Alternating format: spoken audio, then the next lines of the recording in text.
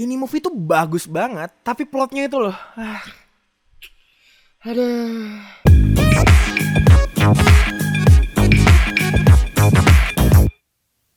Hai no gamers, para wibu Dinial, jumpa lagi bersama gua Asura dan kalian sedang nonton Wibu Lokal. Lama gak jumpa ya, tapi kini gua kembali buat ngebahas anime. Dan kali ini yang bakalan kita bahas itu adalah movie anime yang lagi booming banget ya. Soalnya movie kali ini tuh bisa lu tonton hampir di seluruh bioskop yang ada di Indonesia. Nah, jarang-jarang kan tahu movie anime itu bisa lu tonton di bioskop yang konvensional. Ya, apalagi kalau nggak movie anime dari Jujutsu Kaisen Zero gitu. Tapi sebelum itu selalu gua ingetin, pembahasan atau review gua selalu ada spoilernya. Jadi spoiler alert dan selamat menikmati.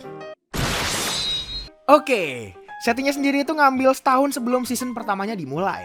Jadi beberapa karakter yang udah kita tahu sebelumnya, yang kelas 2 itu di movie kali ini tuh masih kelas 1. Dan mereka juga baru fresh-freshnya masuk ke sekolah ini gitu.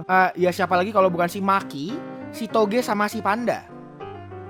Fuck, ada Panda di sekolahan, aneh banget anjir. Terus mirip-mirip kayak yang udah kita tahu di season pertamanya, kan ada murid pindahan nih, si Yuji. Di movie kali ini tuh juga sama, ada murid pindahan yang dimasukin sama ya siapa lagi yang bisa masukin seenaknya gitu ya. Masukin orang seenaknya pakai jalur rekomendasi gitu ya. Selain ya Gojo Sensei gitu. Nah, nama murid barunya itu si Yuta.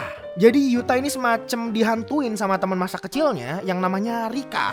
Dan itu semua ngejadiin dia penyihir kelas spesial. Rika ini bukan roh sembarang roh gitu.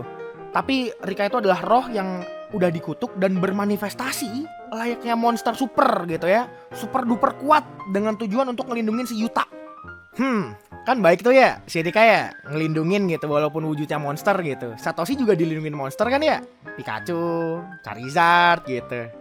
Ya ntar sisanya dijelasin Zaki. Itu gak ada masalah gitu, lucu aja.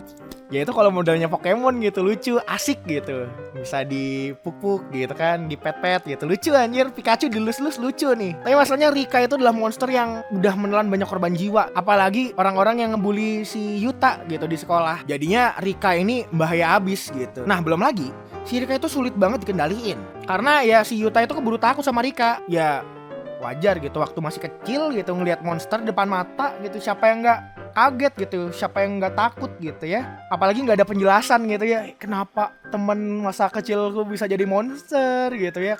Oh ya, sebelumnya si Yuta ini ditangkap untuk dibunuh gitu, atau ya dimusnahin. Ya karena ngebahayain gitu, udah banyak orang mati karena Rika gitu. Gara-gara si Yuta punya Rika itu orang-orang jadi dibunuhin gitu.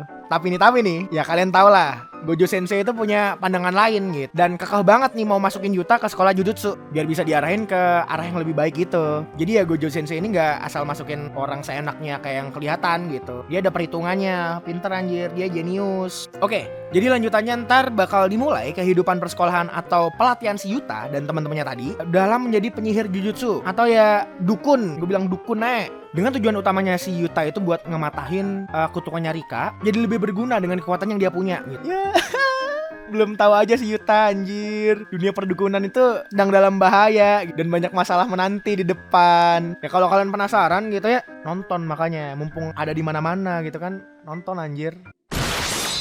Oke, sebagian besar yang muncul di season pertamanya bakal gue cepetin. Si Maki Judes parah gitu, si Panda kocak abis. Ya kali dengan adanya Panda di sekolah aja udah komedi banget gitu kan. Apalagi dia sekolah, latihan gitu, jadi dukun juga nih. What?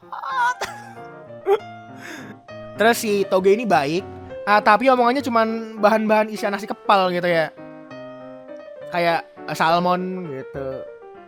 Salmon, gue ingetnya salmon mulu. Ntar gue kasih daftarnya di sini deh.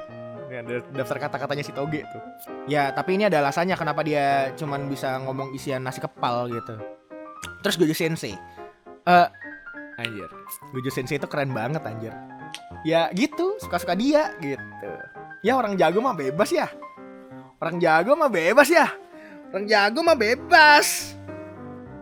Jago mah bebas anjir. Nah, ntar juga ada si Geto, musuh utama di movie kali ini. Sama kayak Gojo gitu ya.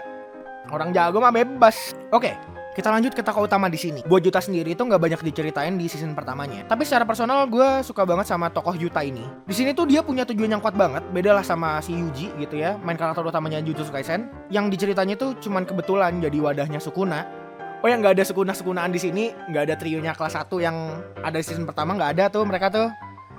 Jadi ya jangan dicariin, mereka belum ada gitu ya, mereka belum masuk sekolah anjir.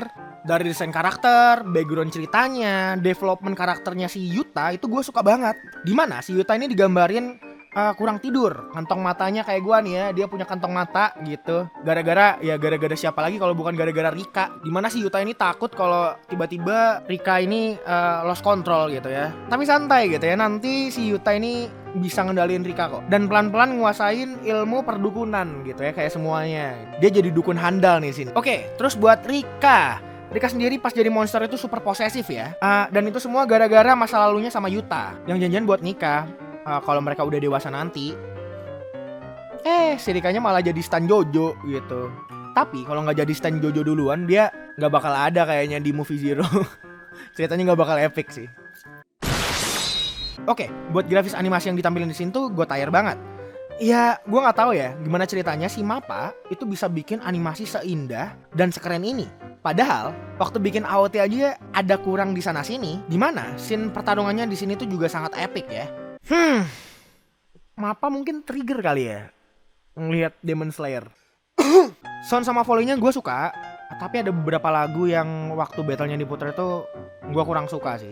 Tapi lagu dari King Nu lagu dari King Nu itu gue suka pakai banget ya.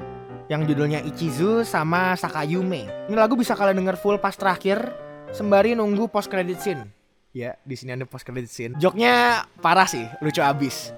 Hampir semua karakter yang ditampilin di sini bisa gua bilang punya sisi lucunya sendiri. Even itu Yuta, Gojo, Maki, Toge, atau ya si Panda yang menurut gua paling lucu anjir.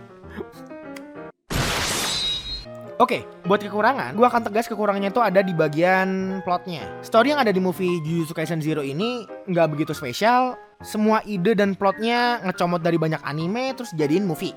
Tapi ya itu semua ketolong sih karena animasinya si Mappa. Makanya walaupun kurang, gue suka banget sama movie-nya. Gue enjoy banget sejam setengah itu nontonin dan gue cukup puas. Semoga si Yuta dapat screen lebih banyak di season 2 nanti. Entah kenapa gue malah ngarep si Yuta itu jadi tokoh utama main karakter di serial Jujutsu Kaisen ini buat ngegantiin si Yuji. Terus gue juga mewek dikit ya pas ngeliat kisah cintanya si Yuta sama Rika. Ini canon ya. Terus buat prequel yang jadi jembatan cerita ke season 1, ini tuh udah cukup bagus. Tapi gak nyeritain Yuji, Sukuna, jadi ya kurang muatin cerita utamanya. Karena cerita utamanya muter-muter di Yuji sama Sukuna. Ya minim mereka berdua itu di tease lah ya, biar kelihatan nih ada kesinambungan gitu. Tapi tanpa itu menurut gue ya movie ini tuh masih bagus-bagus aja. Atau gue malah mikirnya sebenarnya movie ini itu ya mending dimasukin aja sekalian pas waktu di season 1. Jujur 3 episode awalnya Jujutsu Kaisen itu menurut gue boring banget story-nya.